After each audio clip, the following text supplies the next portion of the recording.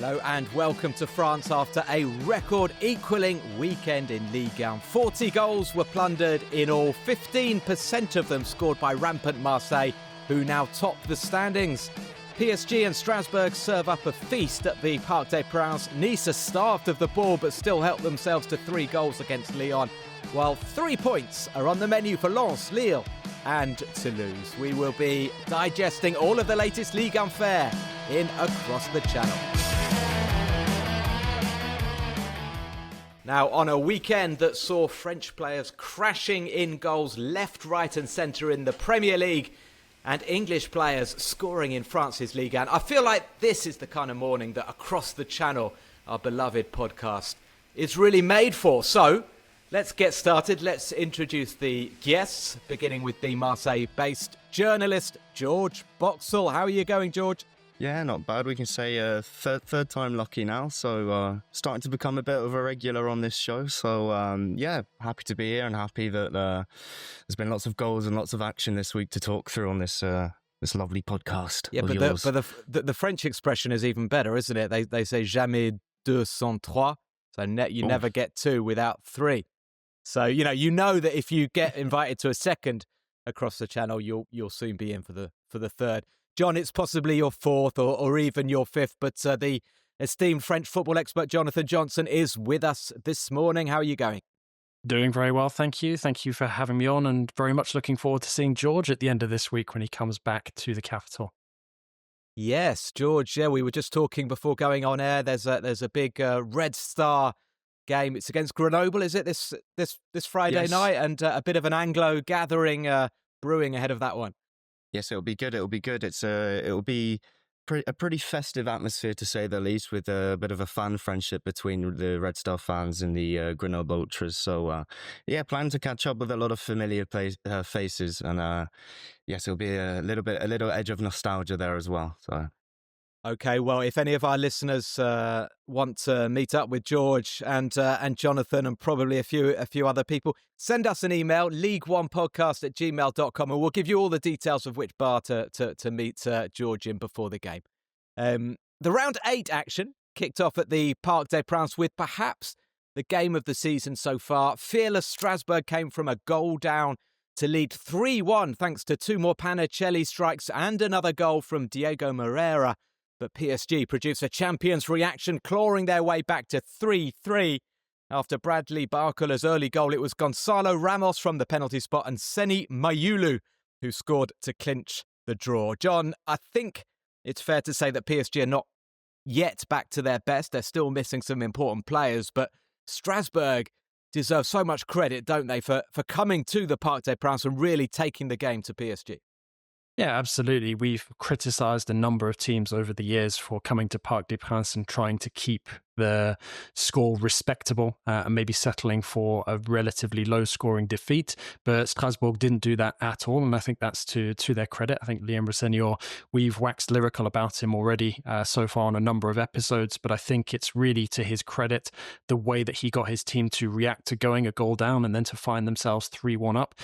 It really struck me as well at times how he was emphasizing more the mental aspect of the game than anything, because I think he's managed to get this Strasbourg team playing the way that he wants. He's managed to set them up tactically so that they can be flexible when needed.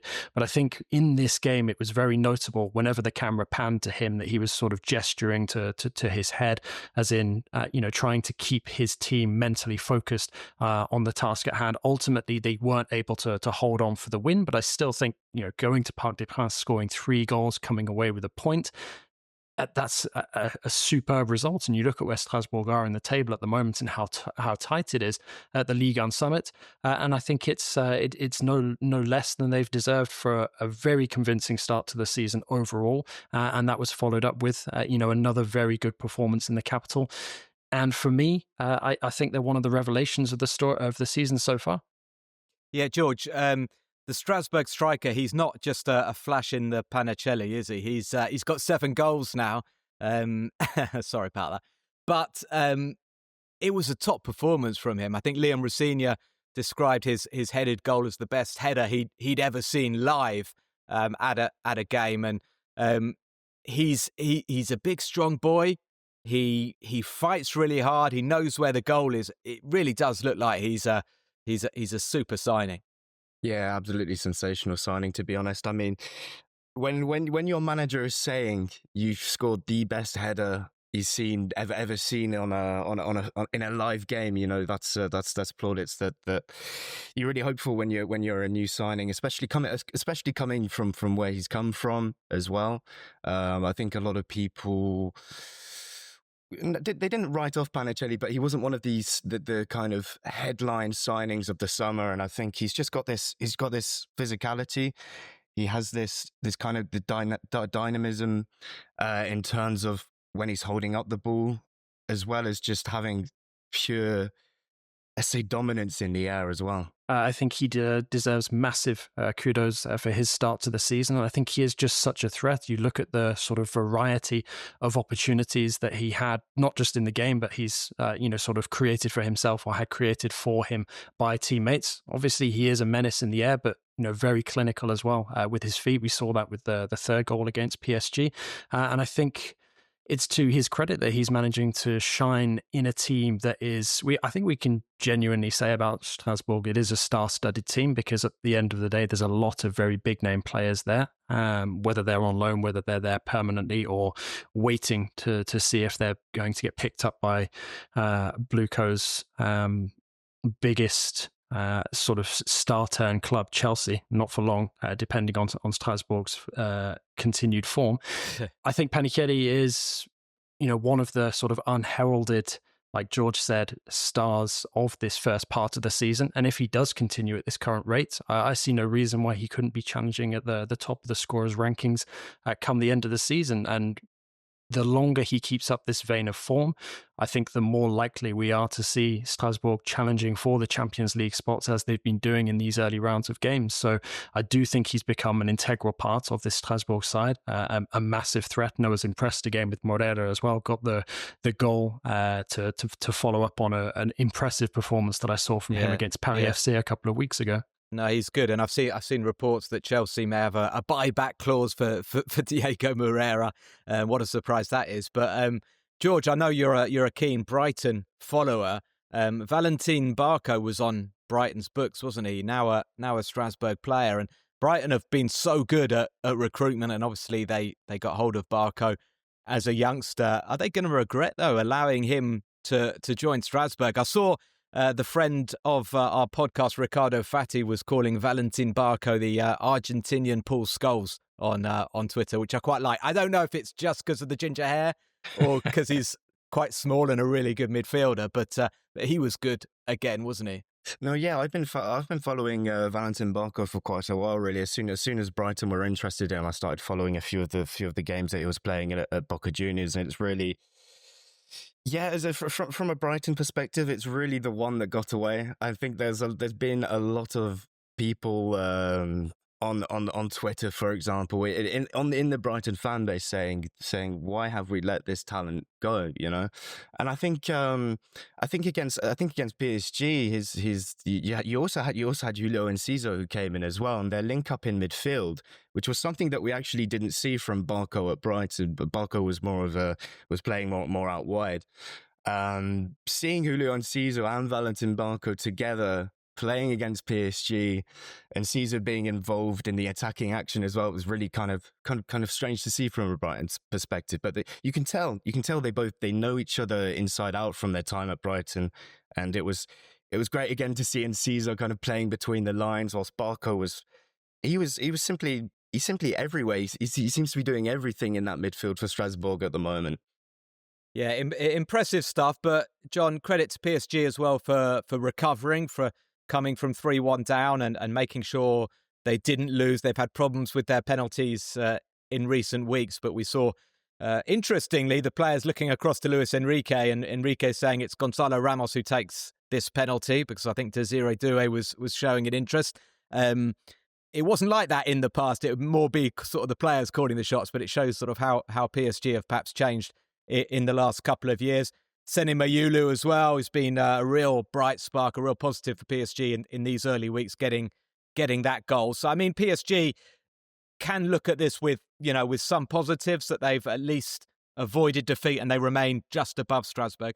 Absolutely. I don't think there's any shame in drawing with Strasbourg. I think it's easy to forget just how many key players PSG have been missing of late. I know that Dembele is on his way back. Doué's been back for a game or two, but a lot of these star names, notably in attack, are still very far from their top form and fitness. I think Marquinhos is going to be an extended absence in the defence, which is obviously going to have an impact at the back as well. And the midfield really has just been a rotating cast of all of PSG's talent and depth that they have so far this season. So it's still going to take some time before all the pieces fall into place and Luis Enrique can really feel comfortable with the kind of consistency that he enjoyed last season.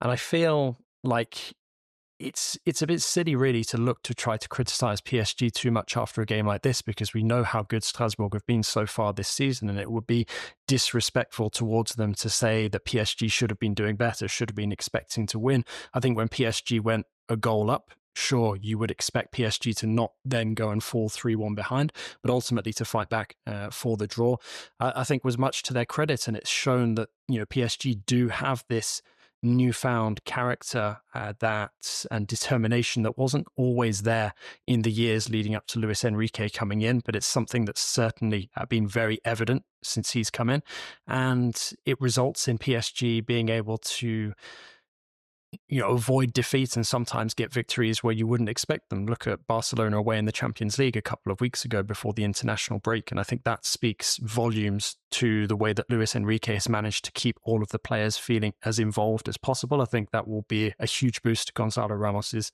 confidence as well, scoring the goal from the spot. So for me, I think that it was a respectable draw for PSG, and I wasn't necessarily expecting them to come away with the win before the game. Yeah, and Warren Zaire-Emery had a good night. I was maybe critical of him in the recent podcast I did with Andy Scott, talking about how he's had to take this step back and play in the France under-21s. But, you know, credit to him in the absence of the big hitters in midfield. I think he was a lot better. You're listening to Across the Channel, an independent podcast that relies entirely on you, the listeners, for support. So please do take a moment to rate, subscribe and review. It will be greatly appreciated. It is now time for our top a flop of the weekend. John, we're going to be starting with you. Who caught your attention in round 8 for positive and for negative reasons? Well, I think in terms of the positives, I'm going to go for a bit of a collective award. You mentioned it at the beginning of the show.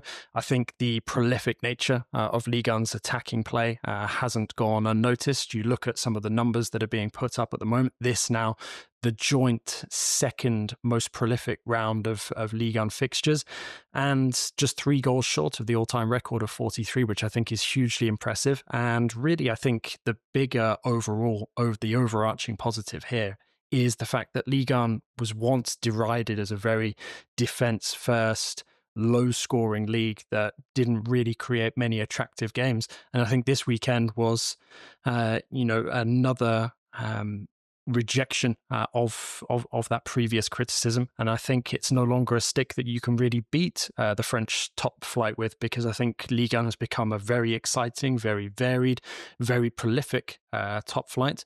And for me, I feel like we're on the verge of seeing, you know, potentially one of the most high-scoring seasons in totality. Once we get to the end of the campaign, you look at how few goalless draws there have been over the course of this season so far. And I'm very much looking forward to the next few months of action, and ultimately sort of how some of those goal-scoring numbers ultimately stack up with previous seasons come the end of the campaign, because I am very confident that Ligue 1 has become an extremely entertaining proposition for people who want to give it a go.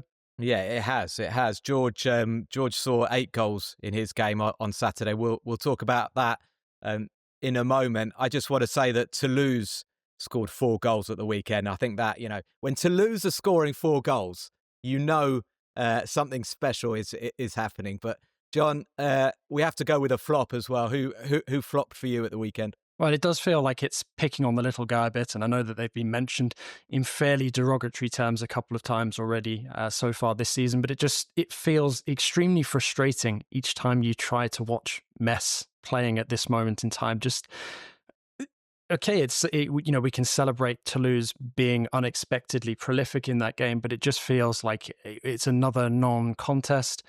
And ultimately, I guess it's hard to really truly criticize Metz for being a yo-yo team, because you have them in every top flight. I think Fulham, for example, in the Premier League, once were known as sort of the yo-yo club that was too good for the Championship, not good enough for the Premier League, and it feels like Metz are in that kind of same exclusive territory.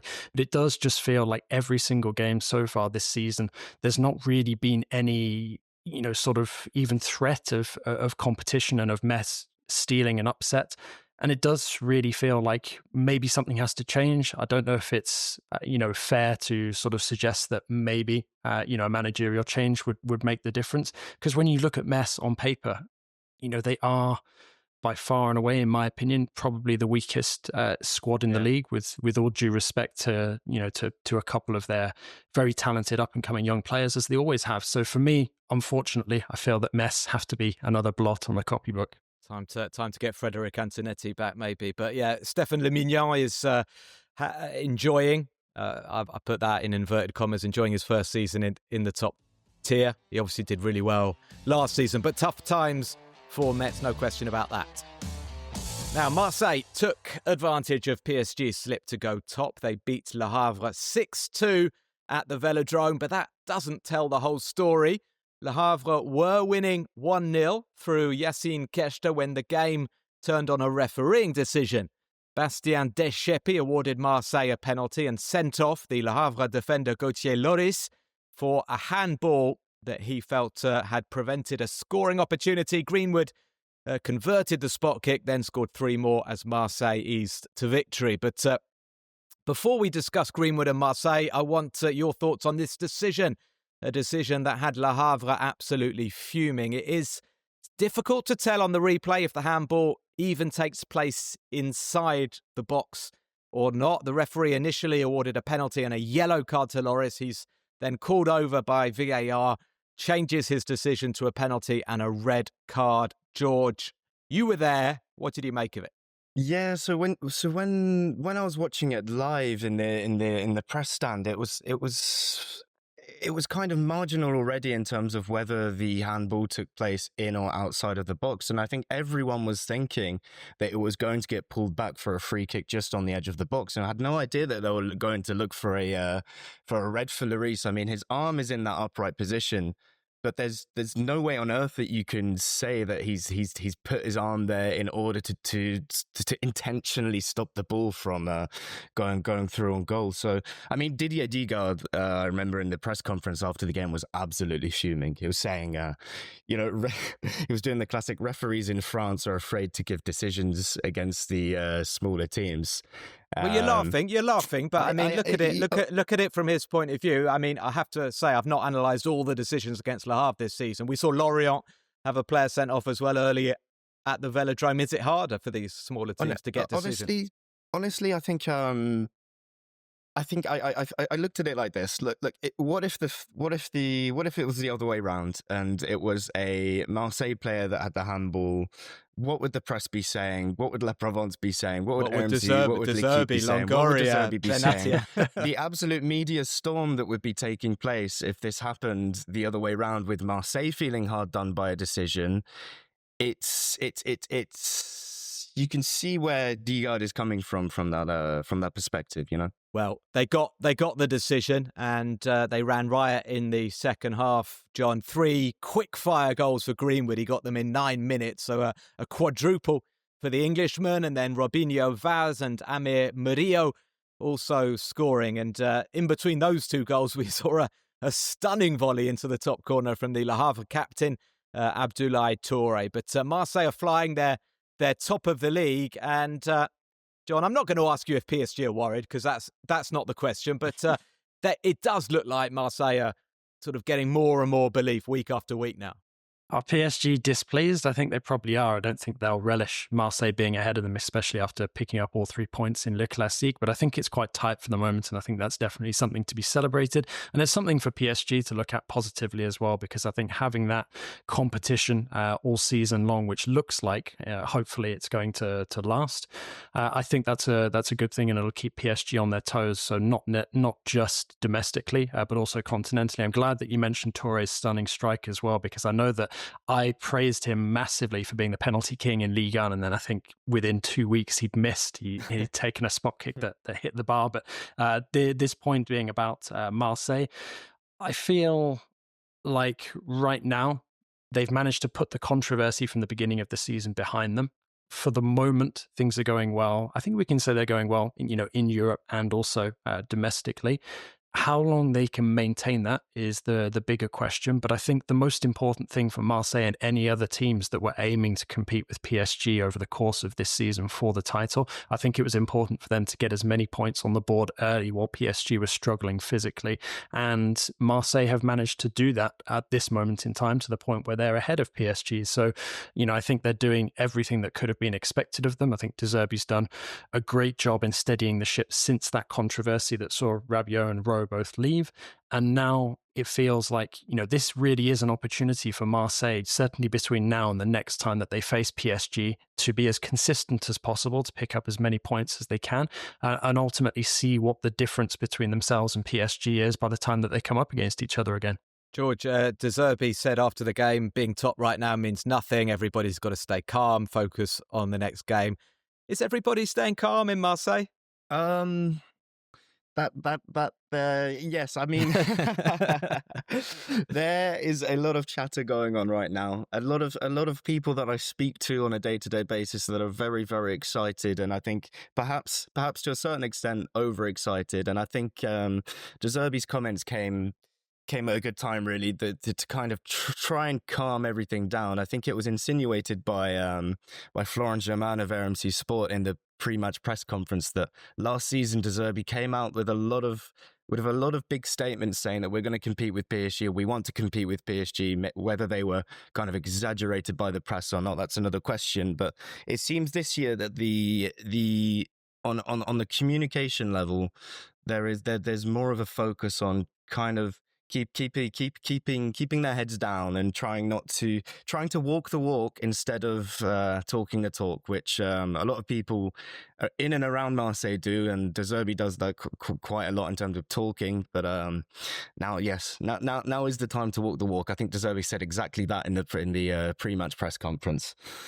Well, exciting times down in Marseille, and I think it's always good for Ligue 1, and John, you alluded to it, it's good for Ligue 1 to have a strong Marseille. And of course, it's going to take an almighty performance to pit Paris Saint-Germain this season. But Marseille up there at the moment as we approach the half-time interval here on Across the Channel. There we go, the whistle's blown, and it's time for our quiz. Last week, we asked you who, before Florian Thauvin, was the last Lens player to score for France. Was it Jonathan Klaus, Fred Deyu, Tony Verrel, or Philippe Vercruz? John and George, did you get this one? Do you any idea? George shaking his head, John looking pensive. I did mean to look it up. I definitely wanted to go Tony Verrel. So that's you're not meant to look it up. You're meant to know the answer just like that. Listen, the answer, unfortunately for you, John, is Philippe Vercruz, who did score back in the 80s when he was on the Lens books. Well done to Aliena Marquez and Habib Bar. They both got it right. Hard luck to George Rodriguez, who, like John, went for Tony Verrel. Verrel did score for France, but it was just after he'd left Lens for Lyon. So he wasn't a Lens player at the time. It is very tight at the top of the leaderboard in Ligue 1, but also the Across the Channel leaderboard. George Rodriguez and Pierre Carpentier are still setting the pace at the top with 2 points, but a whole host of listeners breathing down your necks now, chaps. So listen out for the next question, which is coming up. And if you think you know the answer, you can email us ligue1podcast@gmail.com. Now, Mason Greenwood scored 4 goals for Marseille against Le Havre. Can you name the last Marseille player to score 4 goals in the same match?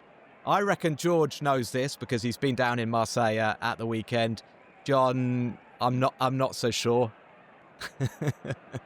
But guys, if you do think you know the answer, email us, league1podcast@gmail.com, and you can be in the heat of the battle for our quiz title. And there are going to be prizes.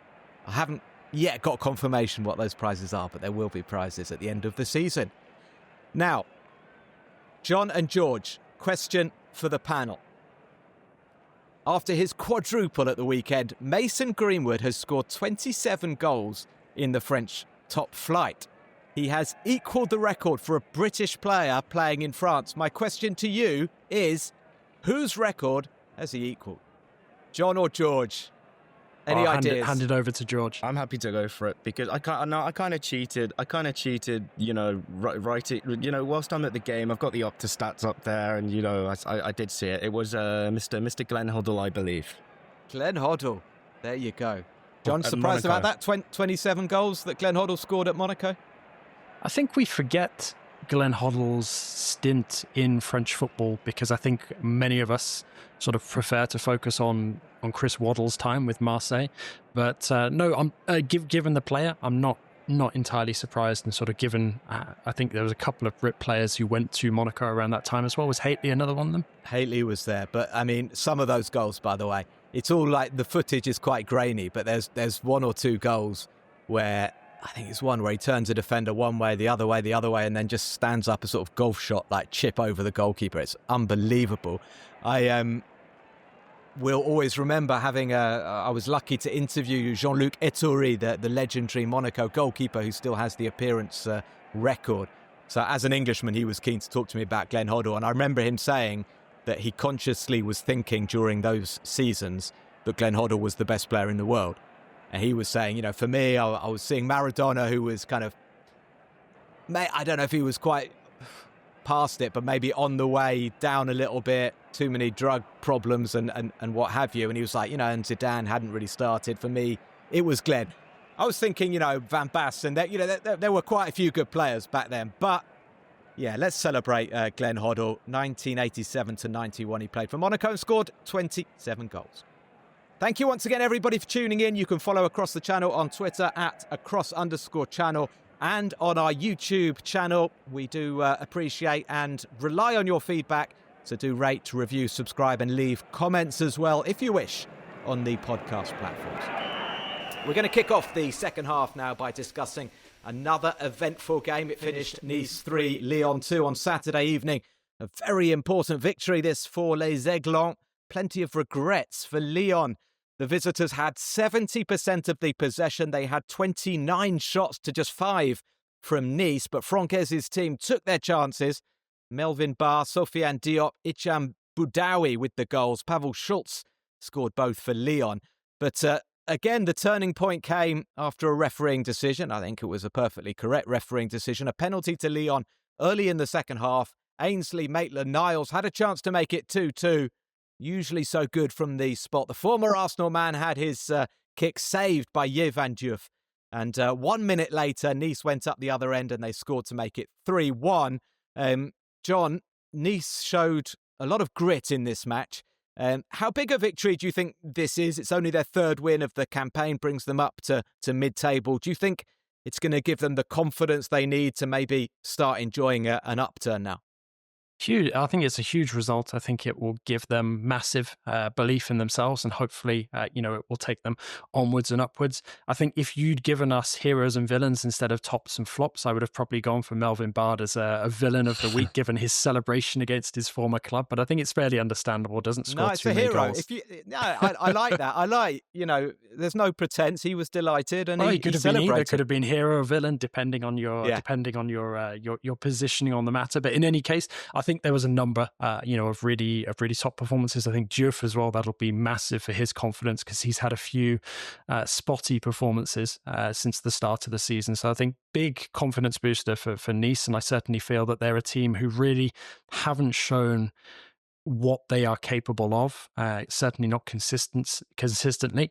And for me, I think that they're a team that I expect to really come on leaps and bounds. I think once Francaise can get that momentum going, as he's done in the past with Nice last season, but also with Lens before, I think really I would expect them to start bounding up that table and towards the European positions. It's been a tough start to the season, but this kind of result, I think the fact it sows a little bit of doubt in Lyon's minds as well after their very impressive start to the campaign. I think that will also, be potentially something to motivate Nice moving forward as well, because they're one of the teams now that I think that Francaise and his players will be looking to catch.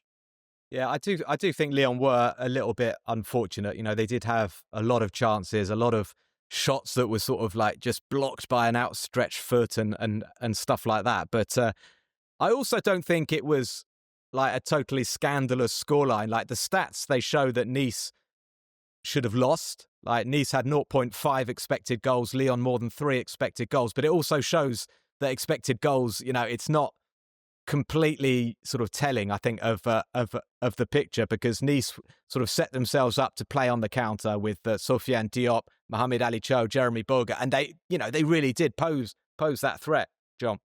Yeah, so I just wanted to jump in as well, because something actually happened in the build up to the game, which to me defies a little bit of logic, because we've spoken so many times since the start of the season about how Lyon might need to use the transfer window to sign in an attacking reinforcement and could potentially look to play the Joker card. Well, they did play the Joker card a couple of days ago, but they ended up going for Hans Hateboer from Rennes, who, although he's versatile, if memory serves, I don't think he's played in attack at all, which strikes me as a bit of a bizarre one, because I know that you've spoken about Schultz and his ability to potentially play that default attacking position. Obviously grabbed himself a couple of goals against Nice, but it feels like Lyon have really used that opportunity and not really strengthened in the area that they need to, which would suggest that they may be lining up something, maybe a bigger name in the January transfer window. But to me, it struck me as an odd one.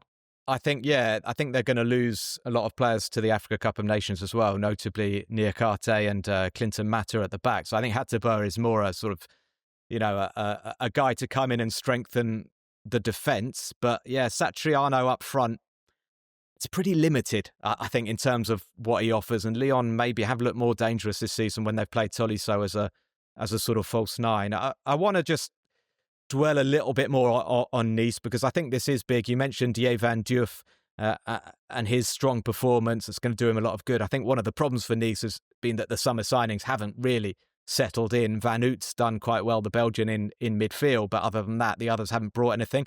I thought at the weekend, Opong, the Ghanaian centre-half, turned in a very strong display as well.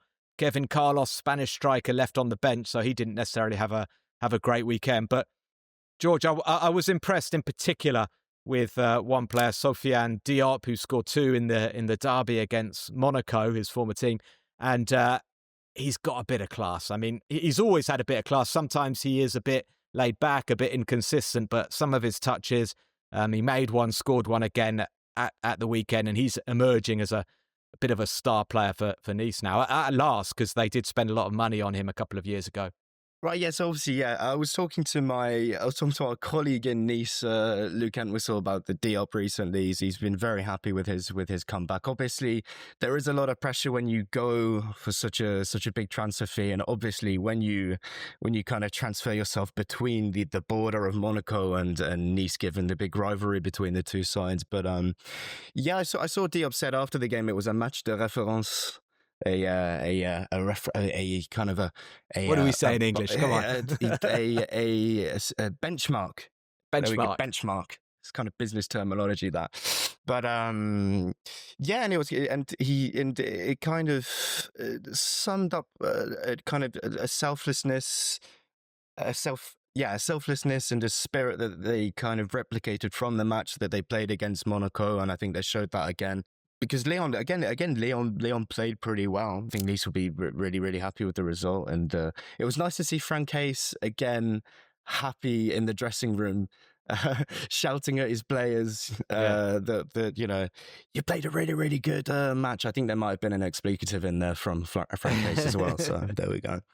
Yeah, he's good, isn't he, with those celebrations? I remember back in the Lens days when they beat PSG, and he was leading the chants, and he's had a hard old time, I think, Francaise, and I think it's pretty miraculous he got Nice to 4th last season, and maybe maybe he'll start sort of the miracle again and get them right up there? What do you reckon, John? I hope so. And I think as well, somebody else who deserves a little bit of praise in that and could be key moving forward was Mohamed Ali Cho, because a couple of years ago, he was really one of Ligue 1's top young talents. We were raving about him. The move to Spain didn't really work out for him, but he's coming back and finding a little bit of form, a penalty in the game. And I think he's a player who Ayers will expect more from, but I'm starting to see signs of life there, which are encouraging me. But absolutely, I have faith that Franck Ayers will lead Nice back towards the European positions. And I think it's just taken a bit of time really to sort of kickstart that season. And hopefully now with this result, they have a bit of impetus. Well, for the second match day running, Lyon missed the chance to go top because they played just before Marseille. They could have gone top, but it's now 2 defeats in a row, so they're 3 points off title pace, 3 points behind Marseille. Now, George, it is your turn to give us your top et flop du weekend. Who impressed you and who didn't from round 8? So yes, I've gone for a bit of a different shout this time. It's an off the pitch shout. It is from last night's game between Lille and Nantes, and my top is the FC Nantes supporter group, the Brigade Loire, who last night celebrated their 40th anniversary. The 40th anniversary of the Tribune Loire stand with a magnificent tifo. I know you were there, Matt, and we were texting each other about the being very, very impressed by the tifo made by the Brigade Loire. So it was all about celebrating the formation of the group. There was these 2 big kind of books. Like a canard enchaîné kind of recounting of how the ultra group came to be, and you had these guys, and specifically I want my top to be the guys that were on the roof of Stade de la Bourgeois turning over this massive page to kind of reveal another part of the story. It was amazing. So it's a good job we're an independent podcast, guys, because I'm not sure the LFP shared the same enthusiasm for Brigade Loire, but it was stunning to see. Well, yeah, but the thing is, you had even the Ligue 1 Plus commentators saying, the celebrations are amazing. They had lots of fireworks. They had the fumigènes, the flares going off from a safe distance, I will add. And the fireworks were behind the stand, weren't they? They were outside the stadium, and they were incredible. And from a visual point of view, it's unbelievable. Yeah, and I'd just like to add, I think Brigade Loire, I know there's a lot of controversy in terms of they were one of the ultra groups that were kind of the subject of plans by Bruno Retailleau, the interior minister, to kind of dissolve some ultra groups last season. But I think as an ultra group, they've been through a lot down the years. They had a supporter die in 2023. They've been the subject of kind of these efforts by the French government to kind of to dissolve several groups, which were kind of controversial in the media. So yeah, it was nice to finally see some wholesome celebrations, a worthy celebration of 40 years worth of supporterism, but it wasn't quite the right result on the pitch for I was going to say this weekend. It was perhaps the only impressive thing about Nantes on Sunday night, the performance of the Brigade Loire. We'll have to wait and see now if LFP come and give them a ban if they close the Tribune, which often happens. We have this kind of ongoing legal battle between ultras and the Ligue in France. We'll wait and see, but Mathis Abelin had a couple of great shots that hit the bar, but honestly, Lille were much better than Nantes, and Lille got a good 2-0 victory that gets them back up there. Another goal for our Moroccan friend Hamza Igaman, and he came on for Giroud and scored the second after Hakon Haraldsson had scored early for Bruno Genesio's team. George, that was your top. Who's your flop? So yeah, we're back to on-pitch action now. My flop, I know it might be a bit harsh, and I don't like singling him out, but it's going to be Quentin Merlan, because when I was watching Rennes Auxerre yesterday, I think I might have seen. I would describe it as Sunday League kind of football in terms of the defending that I was seeing. So basically, Quentin Merlin plays what I describe as a hospital pass in the middle of nowhere between his back four, as Rennes are trying to construct something. And the context is that Habib Bey's Rennes are really under pressure at the moment to try and get a result. Here we are. George is sticking the boot in, settling the scores with Habib Bey for leaving Red Star. That's what this is really about. It's a scorched earth mentality. They needed a win, right? They I think they drew the last 3 games. They ended up drawing a 4th game in a row, and basically Quentin Merlin plays this hospital pass in between his own defense. Lassine Sinioko picks it up, and then it rebounds off Raoult, I think. And then Danny Namasso basically has an open net to finish into. So I thought that's really not the ideal way to settle the nerves early on. And I mean, Rennes got themselves in front.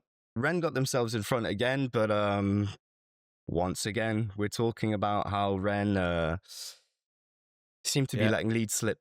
Absolutely, and I think the pressure is unquestionably building on Habib Bey. Even if Loic Desiré, the sporting director, said everybody is very much together and they're gonna come back strongly. But I mean, like you say, George, Rennes really need victories, and the longer this goes, the more worrying it is looking for the Red Star reject Habib Bey. I mean, sorry, the Red Star.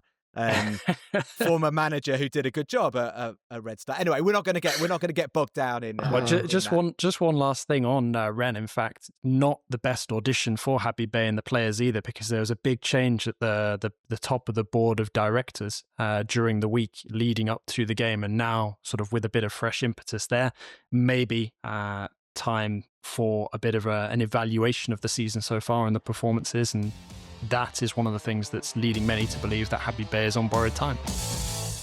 This podcast is called Across the Channel.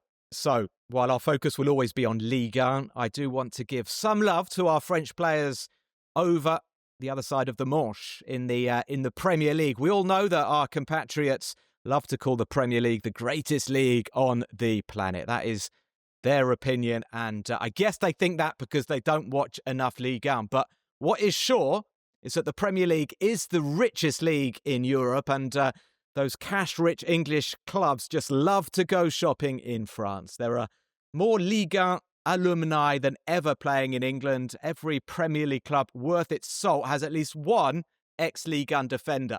Saliba, Digne, Kusanov, Konate, Danso, Mukiele, Diakite, Truffert, Botman, Badiashile, Gusto, Todibo, Diop. The list goes on and on.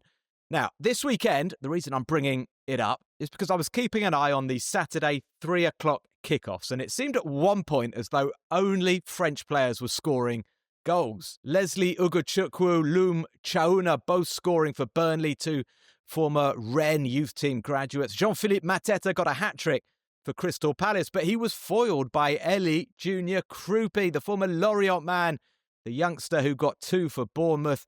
Nordi Mukiele scored for Regis Lebris's impressive Sunderland. My question for you, George, is should the English Premier League be renamed the Franco-English Premier League, or at the very least, Le English Premier League? I don't want to be a cynic, but I mean, you might as well at this point because I mean, talent from Ligue 1 is going over to England and over to the Premier League earlier and earlier. I mean, you had that with Matisse Mugu, who had a really good season in Ligue 2, and then had a good season of Ligue 1 before going to Chelsea. But for me, the highlight is Krupi, because I've been a Krupi enjoyer ever since he started out at Lorient, and you can't blame a kid like Krupi, for example. I also had a lot of respect when he stayed that extra year at Lorient just to basically score goals for fun in Ligue 2. Just go for it, go score a load of goals in Ligue 2 before you bring your hometown club back up to Ligue 1 before you get your big payday at Bournemouth. But of course, it's been the case for a long time. I mean, the depth of French the talent in the Premier League, and I'd like to add in English football in general, is as you said, just it kind of blows your mind when you make the list of players like that. And I think it's actually the same. It's now translated to managers such as Le Brie, as well as you know. If you're looking at the EFL Championship as well, you have Julian Stefan at QPR. Yeah, he's doing well. You've even just got Will Still knocking about at Southampton as well. So, it is the place to be, as the French say. It's a good shout, though, John, isn't it? Krupi, because Bournemouth, we know they've got that relationship through their owner with Lorient, and we've seen Dango Ouattara in the past joining Bournemouth and then being sold for big money to Brentford, but they also got Diakite from Lille this summer. It's been brilliant for Bournemouth, and Adrien Truffert as well at left back. So, I mean, those three, honestly, any other club looking at Bournemouth and the business they've done, where are they, third in the league? That's something incredible. They must be thinking, well, we too should maybe be looking at Ligue 1. Yeah, absolutely. And I think many people forget that they might have been able to add Enzo Lefebvre to that number as well, had Bournemouth been in a different position at the time that they were trying to make that move happen. But as it transpired, Enzo Lefebvre now starring for Sunderland. But I think Bournemouth are an excellent example of a club who have managed to cash in on some of their star talents and replace them with very reasonably priced talent from Ligue 1. You look at Zabani going to PSG in Ligue 1, funnily enough, and then Diakite coming in for Bournemouth at a fraction of the price. So you almost sort of acquiring Diakite and Truffert with the money from Zabani with a bit to spare as well. And I think you look at how important they've been to Bournemouth's performances so far, and it's it's fantastic to see. It reminds me of those times in the past where we've seen the likes of Newcastle, for example, populated with a high number of players either of French origin or having at least played in Ligue 1. And it's a fantastic time for me personally, because when I play fantasy football, I only select either exclusively French players or players who've played in Ligue 1. So I'm absolutely spoiled for choice right now with all of these point scoring players. It's phenomenal. Yeah, but you're also an Aston Villa fan, and Evan Gesson hasn't really hit the ground running, has he? He hasn't, but to be fair, neither have most of the Villa team until a couple of games ago. So now that we're finding a bit of form, I think Lucas Digne may well find his way back into my fantasy team. He has been a staple in the last couple of years. Some fantastic form from him individually as well as collectively with Villa. True, Gesson was a very early pick and was very quickly jettisoned from my selection. One small gripe, though, a number of the really attacking players are always miscast as midfielders, which does get my goat up a little bit. Fair enough. Yeah, I think Lucas Digne got another assist as Aston Villa won at Tottenham. Tottenham, who had Mathys Tel and Wilson Odobert in their starting lineup. Just very quickly, I read this quote from Mathys Tel, who was talking about wearing the captain's armband with the France under-21s. He was talking about the fact he's very vocal on the pitch. And the quote was, speaking is something that I've done ever since I was little, which I just think it's a brilliant quote. And I think fair play. We know what he means. Boys, I've got a very quick question. Bit more trivia for the panel here. I want to talk about Nordi Mukiele, who we all, I don't know if we all love, but John, as a PSG fan, probably likes. Very good defender. I remember back in the days when he was playing for Montpellier, he always looked very solid, and he's doing well for Sunderland. So I have another question for the panel. Now, Nordi Mukiele scored at the weekend. The former Montpellier and PSG defender scored for Sunderland. He's made a really good start to life in Sunderland. He's got two brothers who play professionally as well. Two younger brothers, one of whom is Rennes. Another is on the books of Torino, currently on loan at Messina. They're both strikers. My question is, can you tell me the names of Nordi Mukiele's two brothers? Because they're brilliant names, by the way. Brilliant names. So you're probably getting on Google quickly, but either of you, any idea? I feel like I should do. My mind's gone blank. I wonder if it's as colourful as Dressy Zagadou. who was, I think he's Dan Axel Zagadou's brother. But no, in terms of the Mukiele siblings, unfortunately, I don't have the names on the tip of my tongue Let's just say I really want to chat to the parents to find out where this is coming from. But 19-year-old striker for Rennes, Nordan Mukiele, so a younger brother of Nordi. And we have a 24-year-old attacker playing for Messina in Italy called Norvin. So we've got Nordin, Nordi, and Norvin, which is amazing, isn't it? All good things come in threes. So well done anyway to Nordi Mukiele. I'm sure that his brothers sent him messages, and I'm sure everybody in the Mukiele household is happy. Now, elsewhere on this prolific weekend in Ligue 1, just to make sure you've got all the info, Lorient and Brest played out a thrilling 3-3 draw in Brittany. Lens beat Paris FC 2-1. They're now up to 4th in the standings. And Monaco were held to a 1-1 draw at Angers in Sébastien Pocanoli's first game in the dugout.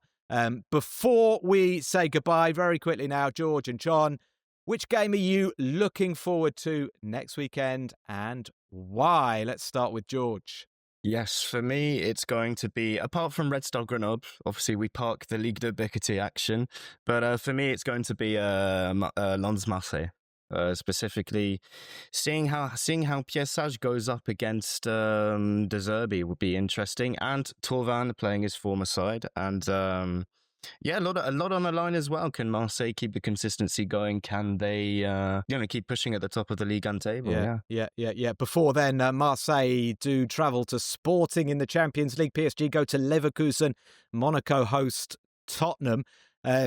Interesting matches there, but if we talk about Ligue 1, John, what are you looking at next weekend?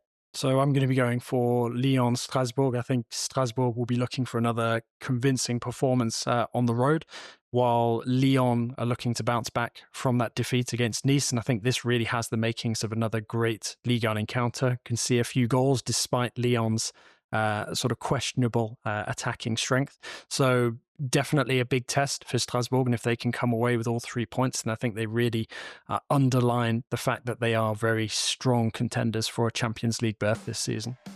Yeah, some fantastic matches. Can't wait for Ligue 1 to return next Friday. Paris FC against Nantes, but George and John are not going to that. They're going to watch Red Star against Grenoble, and that is absolutely fine with me. Thank you to George. Thank you to John. Thanks to everybody for listening once again. We'll be back with more French football chat next week. Until then, goodbye.